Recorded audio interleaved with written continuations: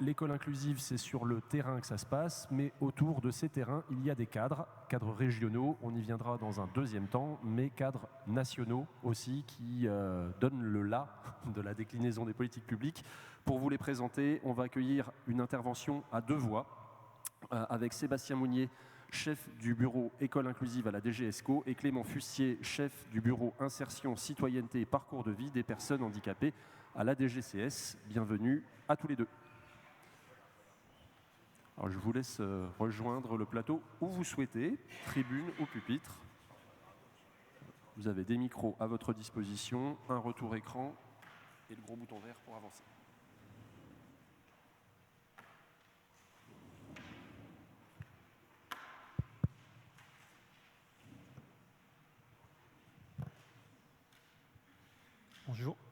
Bonjour à toutes et tous. Du coup, je vous propose peut-être de nous présenter un petit peu avant de faire la présentation des sujets qu'on souhaite porter à votre connaissance aujourd'hui. Donc, Clément Fustier, je suis chef du bureau en charge des personnes en situation de handicap à la DGCS. Peut-être que vous n'êtes pas familier de ce qu'est la DGCS. C'est une direction d'administration centrale qui est en charge de la conception et du pilotage des politiques publiques en direction de ce qu'on appelle les publics vulnérables, même si le mot n'est pas très joli, donc les personnes en situation de handicap, âgées, l'enfance, la famille et les personnes en situation de précarité. Donc de fait, la DGCS travaille, et on en est l'illustration aujourd'hui, avec une forte dimension interministérielle, puisque lorsqu'on est dans une logique populationnelle, on n'a pas vocation à créer un droit spécialisé pour l'ensemble de ces publics, mais bien de tendre vers le milieu ordinaire et, comme on l'évoquera aujourd'hui, sur le prisme de l'école inclusive, s'agissant des enfants en situation de handicap. Je voulais souligner rapidement le titre de la journée, vers une école pleinement inclusive. Donc ça donne à voir une dynamique et la nécessité de poursuivre un mouvement qui est d'ores et déjà engagé, puisque comme Madame la directrice générale de l'ARS et Monsieur le recteur d'académie l'ont évoqué, beaucoup a été fait pour conforter l'école inclusive. Mais il convient aussi de constater qu'il reste encore du chemin à parcourir. Donc ce mouvement a été rappelé. J'en profite pour saluer l'organisation de cette journée qui traduit l'ambition affichée par Madame la directrice générale et Monsieur le recteur. Les remercier aussi de nous donner l'occasion d'intervenir dans le cadre de cette journée. Et je remercie également le CREAI pour l'organisation de cette journée qui participe indéniablement à la création et à l'émergence d'une culture commune. Donc on espère bien évidemment que les perspectives qu'on va vous présenter aujourd'hui, elles pourront constituer et participer d'une force motrice de ce mouvement déjà engagé, et qui a notamment été impulsé dans le cadre de la Conférence nationale du handicap. Je me permets juste une petite incise sur qu'est-ce que c'est que la Conférence nationale du handicap. La Conférence nationale du handicap, donc ça a été mis en place par la loi de 2005 et qui vise donc à réunir l'ensemble des parties prenantes tous les 3 ans sous l'égide du président de la République pour faire à la fois un bilan des actions en direction des personnes en situation de handicap, mais aussi pour dessiner les perspectives. Et la CNH de 2023 a été très fructueuse sur les orientations qui sont nombreuses. On va vous présenter avec Sébastien les orientations sur l'école inclusive, mais la CNH dresse aussi des perspectives sur l'emploi, l'offre médico-sociale, l'accès à la santé et d'autres enjeux, notamment en termes d'accessibilité, qui sont très importants pour l'exercice effectif des droits des personnes en situation de handicap. Pour finir, et rappeler aussi l'ambition du gouvernement, il y a un suivi très rapproché de ces annonces-là. Vous savez qu'on a aussi, en dehors de la Conférence nationale du handicap, les CIH, les comités interministériels du handicap, qui sont réunis par le chef du gouvernement et où chaque ministère, et notamment nos 2 ministres, font état des avancées concrètes en matière d'école inclusive, mais aussi dessinent les perspectives, puisque, comme on l'évoquait tout à l'heure, il reste bien évidemment du chemin. Donc Sébastien, je te laisse reprendre la parole. Oui, merci Clément. Donc je suis Sébastien Mounier, je suis le chef du bureau de l'école inclusive à la DGESCO, un des 4 bureaux qui est dans une sous-direction qu'on appelle la sous-direction des savoirs fondamentaux et des parcours scolaires. J'insiste sur ce point-là, ça a été évoqué par Madame la directrice générale et Monsieur le recteur, c'est-à-dire qu'il y a un gros enjeu sur le suivi du parcours de scolarisation des élèves.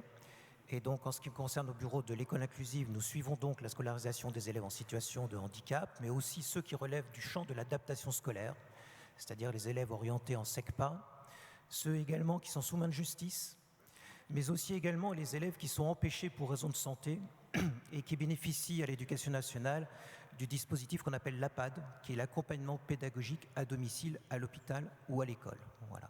Donc, des élèves qui nécessitent une attention bien particulière avec des moyens dédiés pour éviter justement les ruptures de parcours. Donc voilà pour le périmètre de mon bureau. Simplement dire qu'effectivement on travaille beaucoup en interministériel, donc je ne vais pas redire tout ce qui vient d'être dit par Clément, mais en tout cas les mesures qu'on va vous présenter, qui sont issues de la conférence nationale du handicap qui a eu lieu quasiment il y a un an, à une semaine près, puisque c'était le 26 avril l'an dernier, sont extrêmement suivis au niveau national, à la fois par l'Élysée, par Matignon, avec une comitologie qui vient de vous être décrite. Donc les orientations sont engagées. Quand on dit que c'est très suivi, puisque c'est une politique prioritaire du gouvernement, comme l'a rappelé Monsieur le recteur, ça signifie que nous devons être en capacité de donner une lisibilité nationale sur ce qui est fait dans chacun des territoires.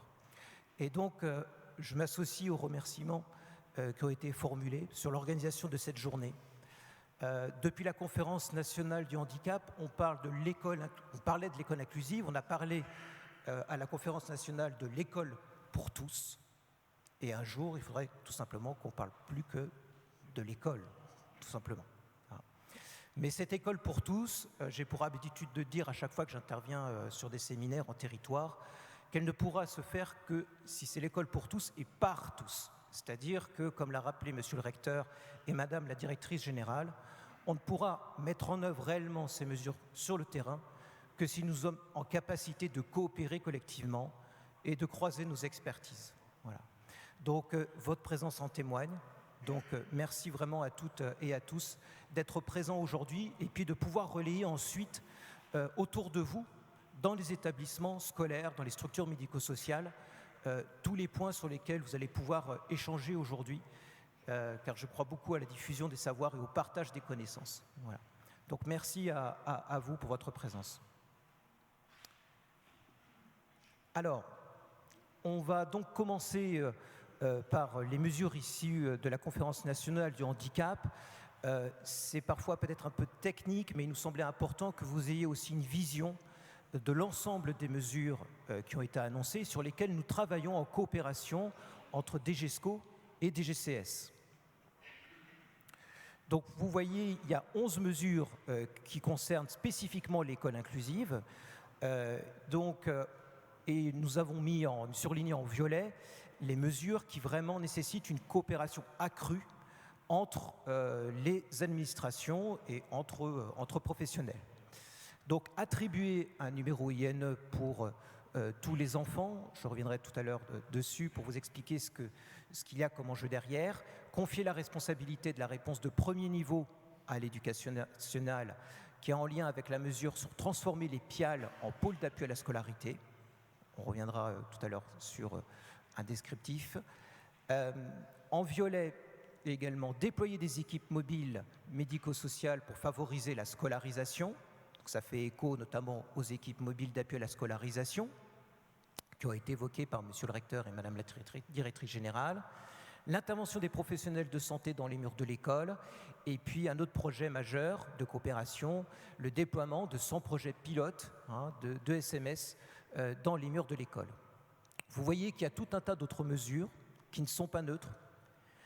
L'élargissement des missions des AESH. Vous avez peut-être entendu très dernièrement qu'il y a une proposition de loi qui vient d'être votée, notamment sur l'élargissement des missions des AESH, notamment sur la pause méridienne.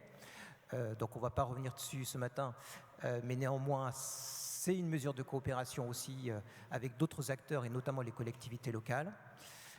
Favoriser le temps de coordination, c'est également une mesure qui vise à prendre du temps pour travailler justement les expertises croisées.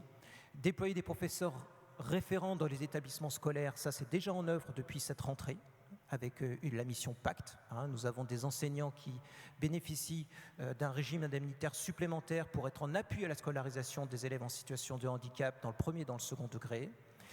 Et puis, vous voyez, déployer un grand plan de formation des équipes pédagogiques, c'est l'inscription au programme national de formation d'un certain nombre de formations dédiées spécifiquement aux mesures de la CNH. Il y aura par exemple l'année prochaine des formations spécifiques sur les dispositifs d'autorégulation qui rentrent dans le cadre de la stratégie nationale pour les troubles du neurodéveloppement. Voilà cette présentation à grands traits des mesures et on va rentrer maintenant un peu dans le cœur de certaines d'entre elles. Alors, sur l'INE pour tous. Donc, l'INE pour tous, ça signifie identifiant national élève, pour les élèves. C'est-à-dire que lorsqu'un élève est inscrit, à partir du moment où il est inscrit, il bénéficie entre guillemets, d'une immatriculation qui va permettre à notre système scolaire de suivre précisément son parcours. Or, nous savons que dans un certain nombre de structures, notamment dans des structures médico-sociales, on a un certain nombre d'élèves qui sont dans des zones d'ombre, qui disparaissent de nos radars, qu'on n'a pas dans nos radars. Donc pour nous, il y a un enjeu majeur, et c'est une annonce forte qui sera mise en œuvre dès la rentrée prochaine, c'est que tous les enfants, tous, donc ceux aussi bien sûr en établissement médico-social, puissent avoir un INE, un identifiant national. Donc ça n'est pas qu'une mesure de droit commun, c'est-à-dire, il n'y a pas de raison, on a des élèves en scolarisation qui ont un INE et donc il faut que aussi en médico-social il l'ait, certes, mais l'enjeu derrière, la première brique, une fois qu'on les a entre guillemets identifiés, c'est de suivre leur parcours et de pouvoir leur garantir un parcours de scolarisation, un parcours de formation qui va leur permettre bien sûr de gagner en autonomie et puis en autodétermination pour ensuite une insertion sociale meilleure. Donc, vous voyez que le calendrier, depuis l'année dernière, a été très cranté et que donc, il a fallu évidemment que nous, en interne à la DGESCO, on fasse un certain nombre de travaux techniques avec comme objectif pour les années suivantes, c'est que les systèmes d'information que vous avez côté médico-social puissent se raccorder au système d'information de l'éducation nationale pour avoir accès à un certain nombre de services, inscription aux examens, etc. etc. Donc, c'est une mesure technique, mais derrière qui a un enjeu majeur pour le suivi de la scolarisation de l'ensemble des jeunes. Les pôles d'appui à la scolarité. Donc vous en avez probablement entendu parler. Les pôles d'appui à la scolarité sont compris dans deux mesures, confier la responsabilité de la réponse de premier niveau à l'éducation nationale et transformer les PIAL en pôles d'appui à la scolarité. Aujourd'hui, les PIAL, pôles inclusifs d'accompagnement localisé, permettent l'organisation du service des AESH. C'est-à-dire que le PIAL est dédié vraiment à la scolarisation des élèves en situation de handicap. Demain, l'idée du pôle d'appui à la scolarité, c'est de s'adresser à l'ensemble des élèves à besoins éducatifs particuliers.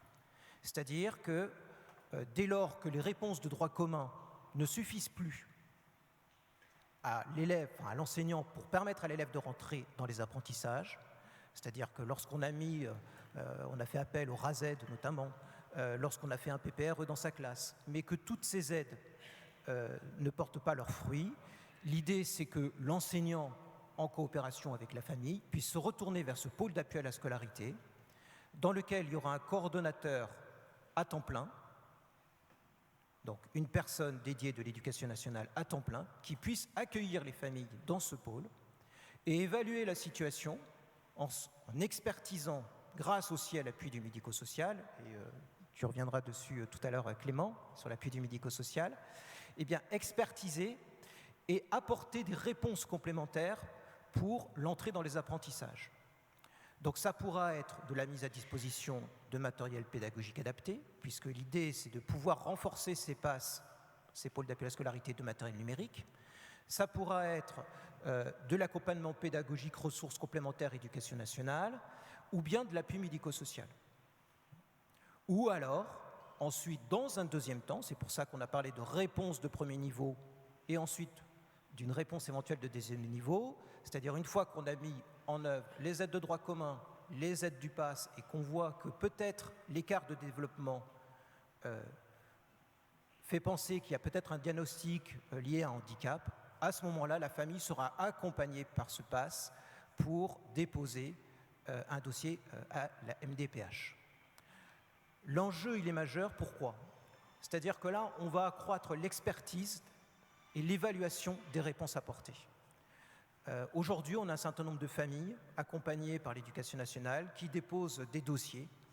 Et parfois, c'est vrai qu'on se pose légitimement la question du pourquoi. C'est-à-dire qu'on observe parfois qu'il y a une confusion entre réponse à la grande difficulté scolaire et parfois une réponse d'ordre médical ou handicapisation. Et donc l'idée, c'est d'accroître l'expertise en premier niveau. Pour les MDPH, il y a un gain majeur, c'est-à-dire que lorsque les dossiers vont arriver, ils seront déjà complétés d'un certain nombre de réponses qui ont déjà été données, dont celle du PASS. Et donc, l'hypothèse à laquelle on croit beaucoup, bien entendu, c'est que les MDPH vont gagner aussi en expertise grâce à ces dossiers qui vont être plus complets et plus experts, puisque le médico-social aura déjà en amont aussi apporté une expertise. Donc, en termes de calendrier, nous allons, dès la rentrée prochaine, lancer cette mesure dans 4 départements préfigurateurs, que sont le Var, l'Aisne, l'Eure-et-Loir et la Côte d'Or. Donc 4 départements qui vont se lancer dans cette aventure, qui vont être accompagnés au niveau national, donc à la fois évidemment par nos administrations, mais aussi en local, bien entendu, dans les territoires, par les différents rectorats, au niveau régio-académique et au niveau académique. Donc un certain nombre de moyens ont déjà été fléchés pour permettre cette préfiguration dès l'année prochaine. Et l'objectif, c'est qu'à la rentrée d'ici 2026, il y ait une généralisation de ces pôles d'appui à la scolarité sur l'ensemble du territoire national. Donc les 4 départements préfigurateurs vont nous servir en quelque sorte à construire, amender les cahiers des charges sur lesquels nous travaillons actuellement, pour ensuite permettre un déploiement réussi. Donc vous voyez que c'est une méthodologie un peu novatrice, parce que l'idée c'est qu'on ne met pas en place une mesure descendante, on va l'observer, on va l'accompagner en territoire et ensuite on la généralise. Donc les cahiers des charges aujourd'hui préfigurateurs des PASS et des EMAS, puisque Clément reviendra dessus, mais il y aura de l'appui médico-social, sont actuellement en relecture. Il va y avoir également la publication d'une circulaire interministérielle. Les collectivités territoriales, bien sûr, sont engagées, puisque je vous l'ai dit, c'est un nouveau service qui va nécessiter de nouveaux locaux. Donc, en fonction des territoires, certains départements comme l'Aisne vont adosser leur service, le PASS par exemple, au réseau France Service, puisqu'ils sont en milieu rural. D'autres vont implanter ces pôles d'appui à la scolarité en établissement scolaire. Donc vous voyez qu'en fonction des départements, on va avoir 4 modèles sensiblement différents qu'on va pouvoir suivre de très près. Ça pose bien sûr la question de la gouvernance, qui va nécessiter, je le disais tout à l'heure en introduction, une articulation forte entre les DSDEN, les rectorats, les ARS et les MDPH. C'est-à-dire qu'on ne va pas pouvoir piloter seul cette mesure. Le pôle d'appui à la scolarité va nécessiter des interactions entre l'IUN de circonscription, dans lequel il y aura le pôle d'appui à la scolarité, le chef d'établissement, puisqu'on aura des élèves du second degré, bien entendu, et puis le directeur de la structure médico-sociale qui va mettre à disposition, entre guillemets, des personnels en appui à ce pôle d'appui à la scolarité. Donc vous voyez que ça, c'est une démarche tout à fait nouvelle de coopération. L'enjeu, il est qualitatif. On l'a dit tout à l'heure en introduction, au niveau national, à la rentrée dernière, c'était 470 000 élèves en situation de handicap. À la rentrée prochaine, on aura probablement un demi-million d'élèves en situation de handicap scolarisés. Donc je dirais que la victoire du droit de la loi 2005, elle est quasi acquise. L'enjeu, il n'est plus là. L'enjeu, il est sur la réponse qualitative qu'on va être en capacité collectivement de donner pour garantir une scolarisation de qualité.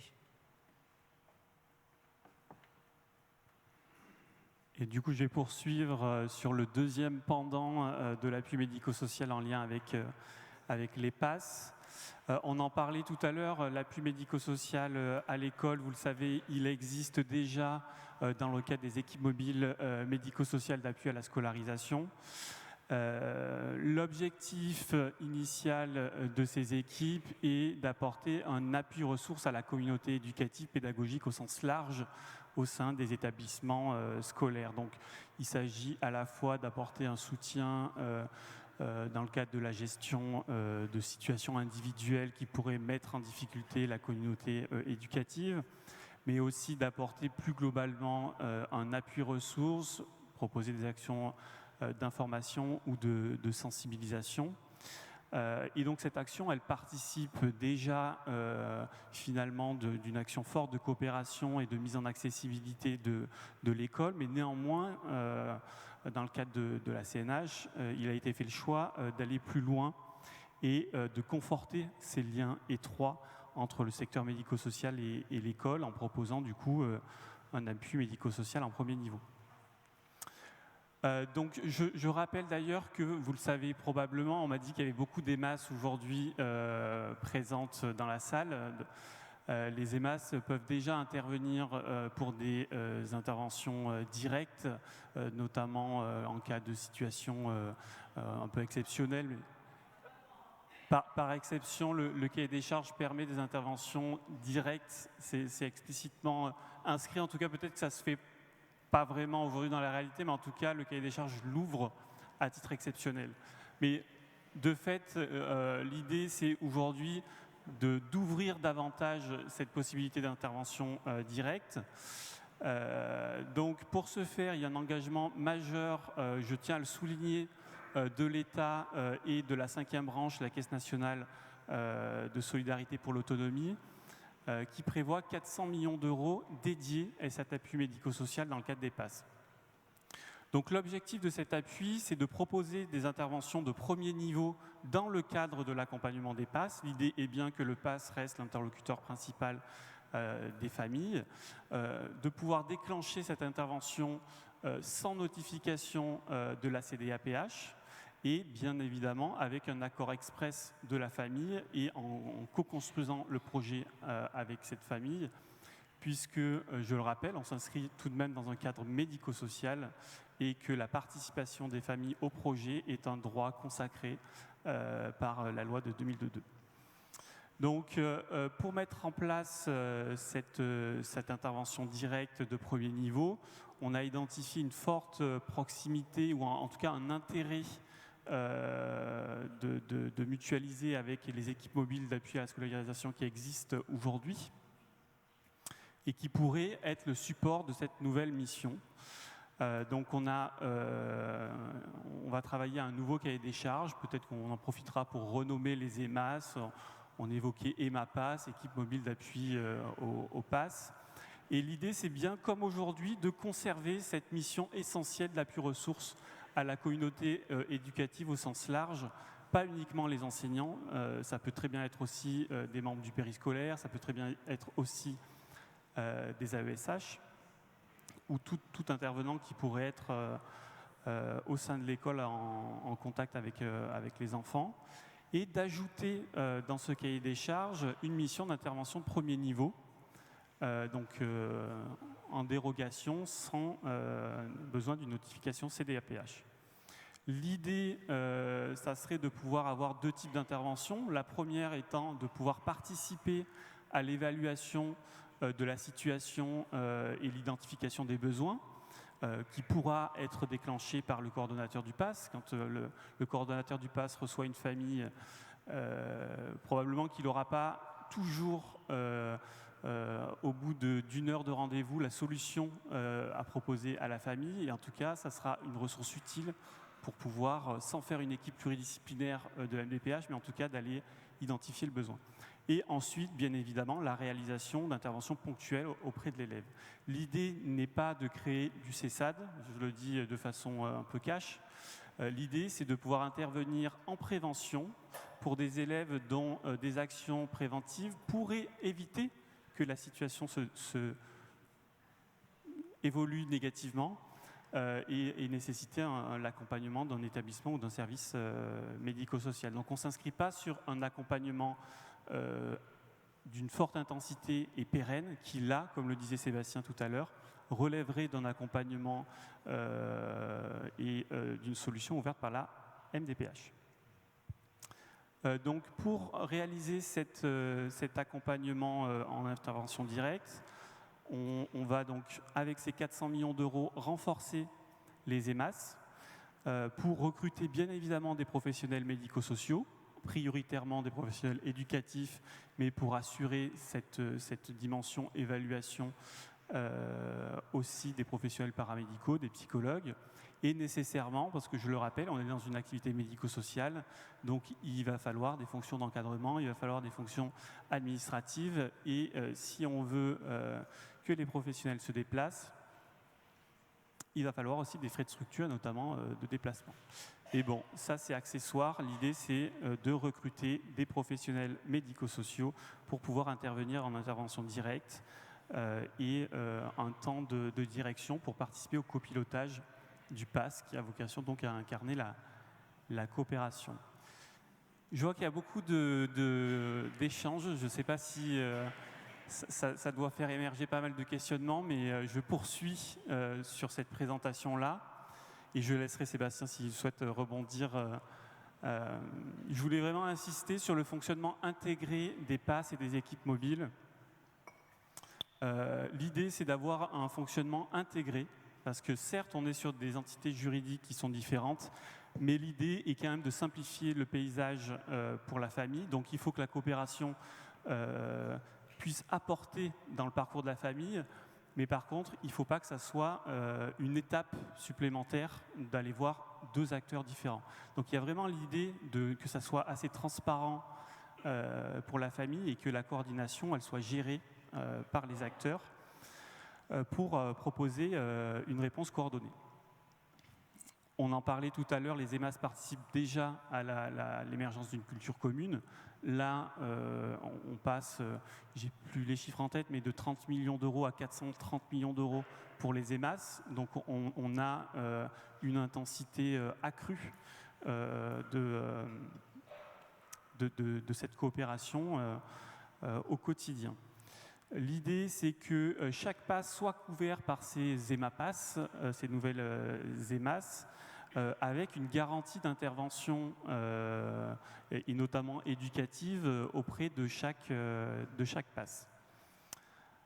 Et donc, comme on l'a inscrit, l'idée, c'est de se calquer sur le rythme de déploiement des PASS.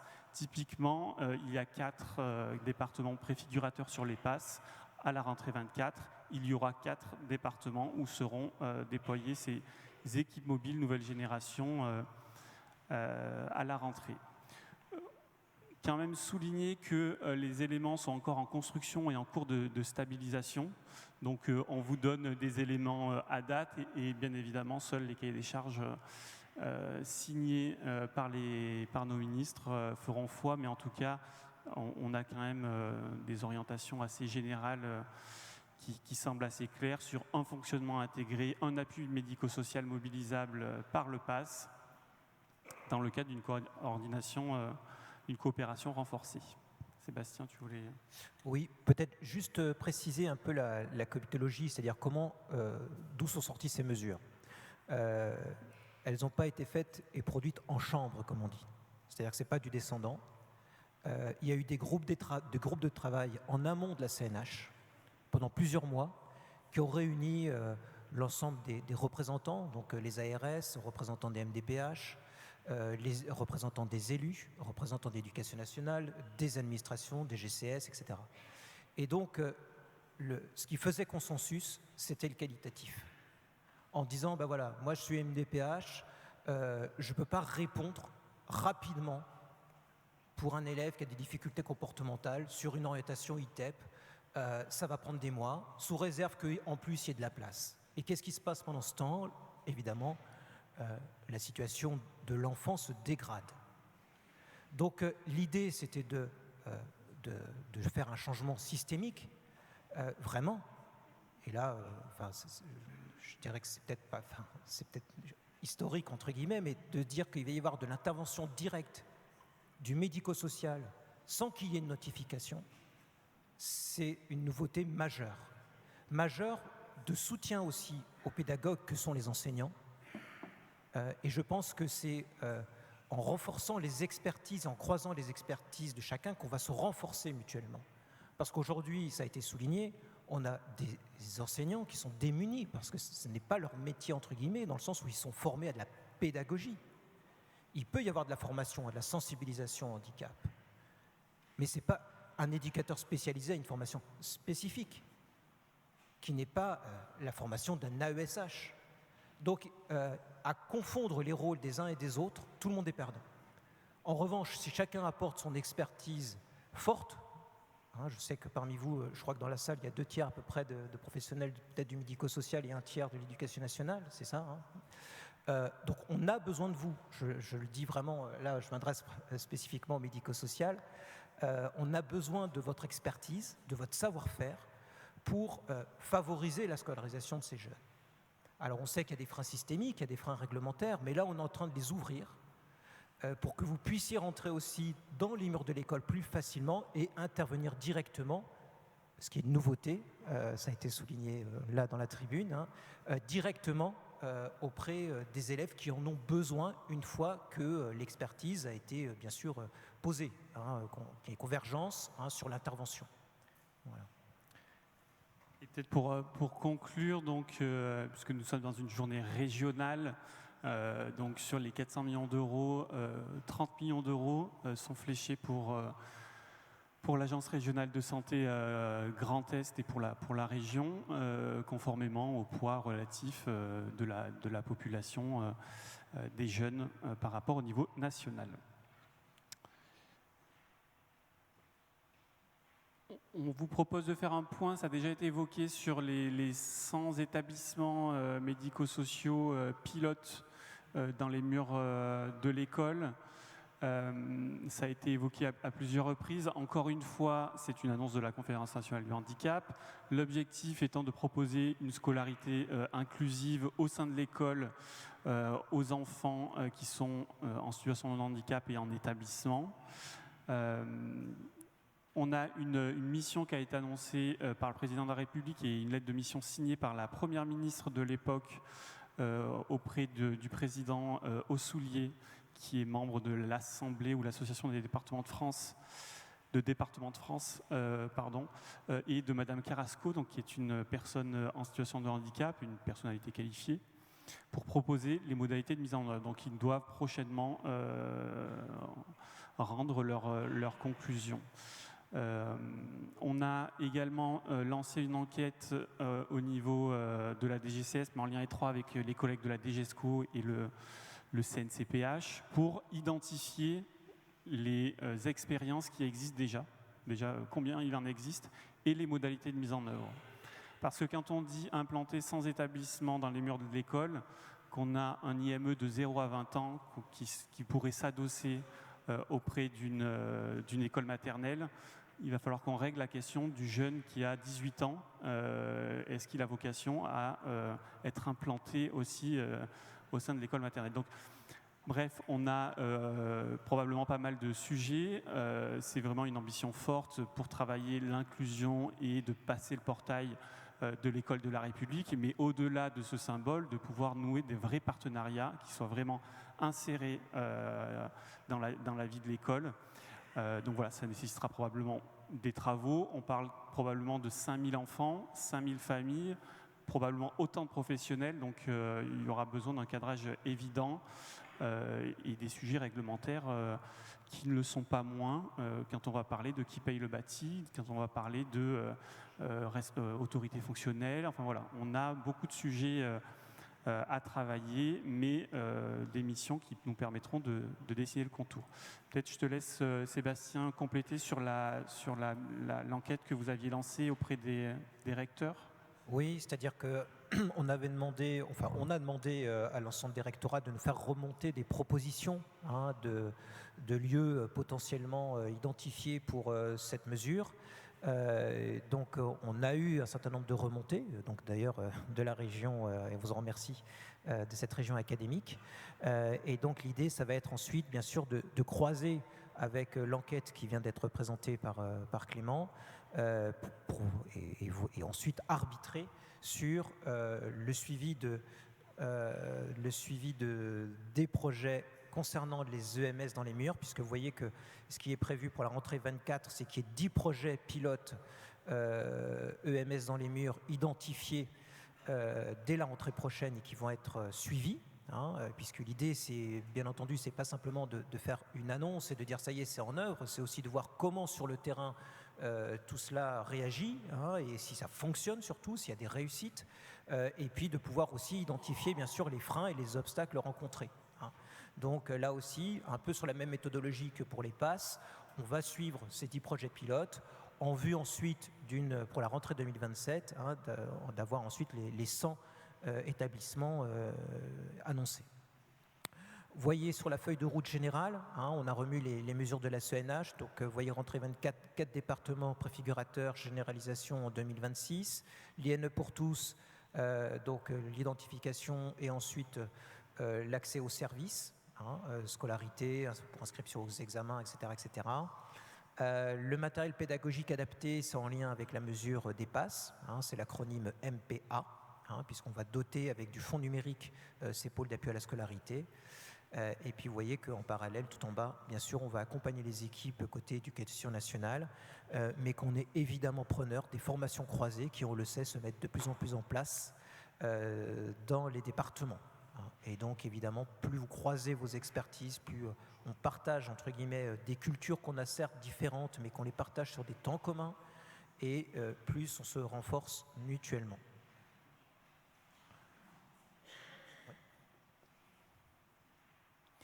Du coup, sur une autre mesure phare de la Conférence nationale du handicap, la création de 50 000 nouvelles solutions à horizon 2030. Donc, sur la période, 1,5 milliard d'euros qui sont consacrés à cette mesure, avec un peu plus de 100 millions d'euros pour la région Grand Est. On est on renoue finalement avec une dimension pluriannuelle qui avait été probablement un peu perdue ces dernières années avec beaucoup de sujets dans l'actualité qui n'ont pas forcément permis de reconstruire des stratégies nationales. Donc là, il y a probablement un nouveau quinquennat, une nouvelle dynamique et avec une visibilité pour les acteurs pour la création de nouvelles solutions. Donc on a une instruction dédiée qui présente la méthode et puis Madame Gerbeau y reviendra, donc je vais aller probablement assez vite puisque ce qui est peut-être plus intéressant c'est la dimension régionale du sujet. Ce qui était important de souligner, c'était la dimension partenariale qui a été souhaitée et que la ministre porte, notamment dans le cadre d'un COPIL qu'elle réunit à son niveau pour assurer le suivi de cette mesure. Peut-être rapidement un point sur les 3 compartiments de la CNH et de ces 50 000 solutions.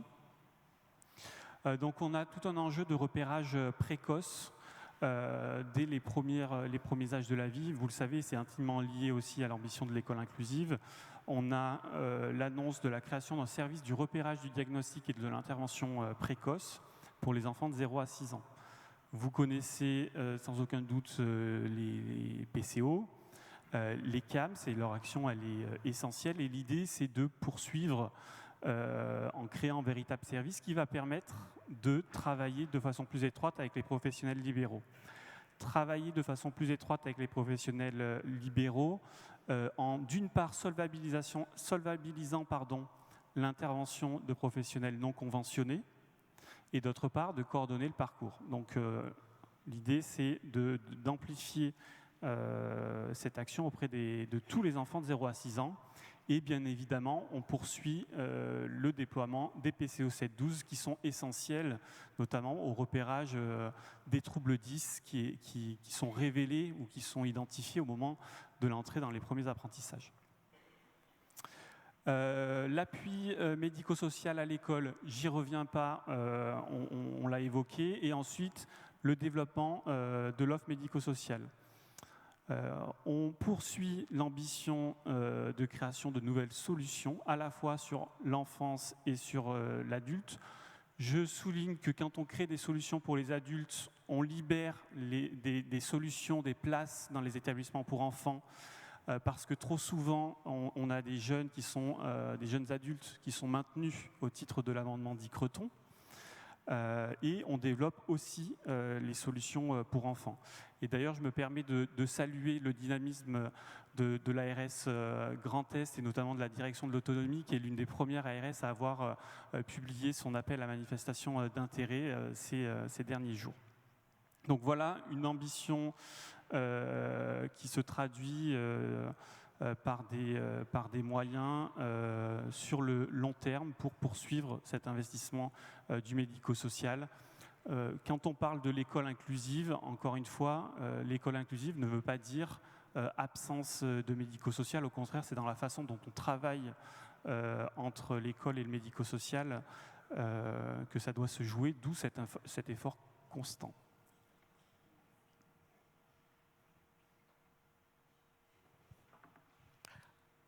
Un petit focus sur la stratégie nationale pour les TND. Il reste 2 minutes. On arrive à la fin. Donc, stratégie nationale pour les TND. Donc, vous avez vu qu'il y avait eu une annonce de la nouvelle stratégie 2023-2027 qui va. Alors là, on a fait un focus évidemment que sur l'école, mais il y a tout un tas de mesures qui concernent le supérieur, qui concernent encore la question des parcours, et puis également le repérage précoce avec le développement des PCO notamment. Simplement, là, on a fait un focus sur la création des dispositifs avec une nouveauté qui est la création de dispositifs surtout dans le second degré, notamment des dispositifs d'autorégulation en collège, en lycée GT, mais également en lycée pro. Donc, vous voyez qu'il y a une feuille de route qui a été définie avec un certain nombre de dispositifs qui vont s'ouvrir. Vous voyez que c'est pas loin de 400, 380 jusqu'en 2027, c'est quand même considérable. Et donc, évidemment, vous allez être sollicités tous collectivement au niveau des rectorats, en lien avec les ARS, pour définir où on va ouvrir les dispositifs, sachant qu'évidemment, il faut qu'il y ait une cohérence territoriale.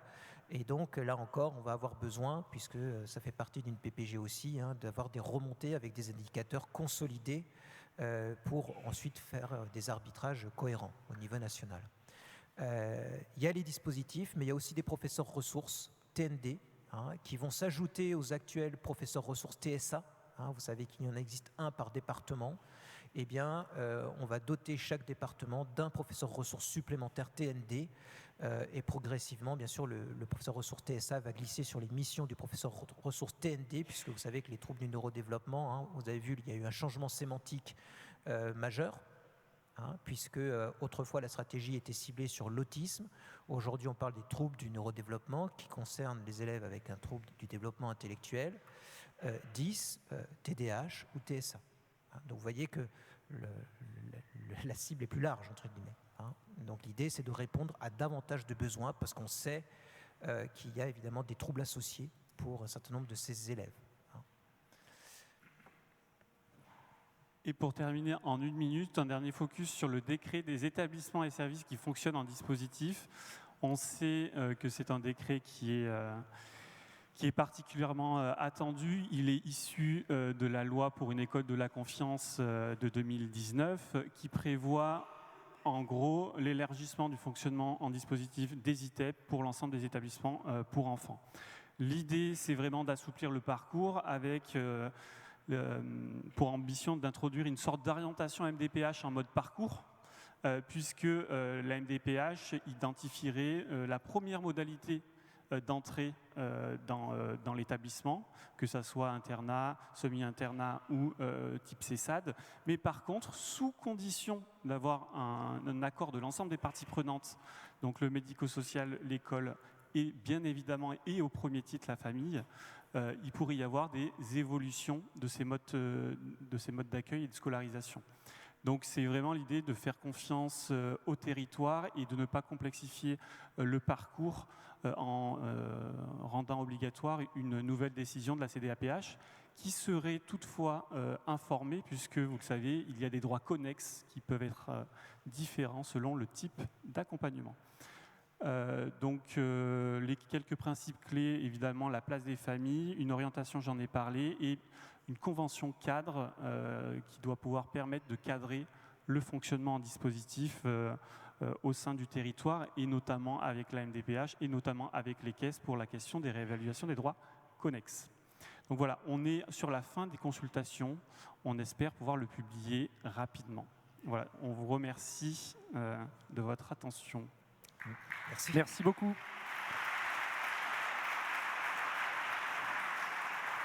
Merci d'avoir relevé le défi de l'efficacité temporelle avec, vous l'avez vu, un nombre de sujets vraiment conséquents à aborder.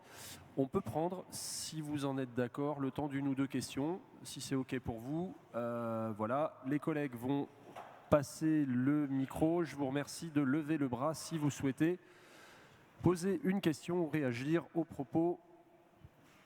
Oui, il y a un bras là-bas. Karine ? Ah, pardon, et un ici. On vous donne la parole. Ça sera la deuxième question et on n'en prendra que deux pour gérer le temps. Merci. On vous laisse vous présenter. Je suis du collectif 57 et je suis à la MDPH. Voilà. C'est vrai qu'à chaque fois que je siège, je me demande comment font les familles pour se retrouver et comment aider leurs propres enfants dans le parcours. Et là, vous nous donnez plein d'espoir. Vous dites que prochainement, ça va être publié. Ça va être publié quand ? Quels sont les délais ? Alors, les délais, on est encore en cours de consultation des caisses de sécurité sociale. On a, je ne vais pas rentrer dans la technique, mais après chaque consultation, il y a des avis. On est sur une dizaine de consultations obligatoires pour ce type de décret-là, dont le CNCPH, qui a proposé des modifications. Donc, il faut faire la synthèse de toutes ces demandes de modification, proposer des ajustements. Donc, ça va prendre encore un peu de temps, mais l'idée, c'est que ça puisse être opérationnel pour la rentrée prochaine. Mais évidemment, le temps administratif est bien trop long, on en convient. Mais l'idée, c'est de pouvoir aboutir pour la rentrée prochaine. Je vous remercie. Merci à vous. Oui, bonjour, Manon Popko, ergothérapeute du coup de l'EMA 52. Nous, c'est vrai qu'on a eu déjà plusieurs réunions annuelles avec les différentes EMAS du Grand Est.